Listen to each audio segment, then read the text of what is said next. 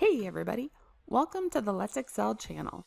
Today's video is number 10 of an 11-part mini-series designed to give beginners like you quick tips that you can implement right now to start working smarter and not harder. Before we begin, there's another video on the channel that you might find useful as well. In that video, I show you how to get to the bottom of your data in just 2 clicks. Go ahead and check it out after this video. The 10th tip I'm going to share with you is how to copy formatting from one or more cells to others. And stick around because there's a bonus tip at the end that you're not going to want to miss.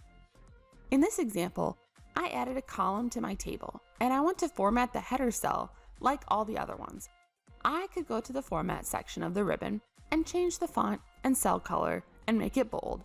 Or I could save all that time and use Excel's built-in Format Painter. To use the Format Painter, simply select the cell with the formatting that you want to copy.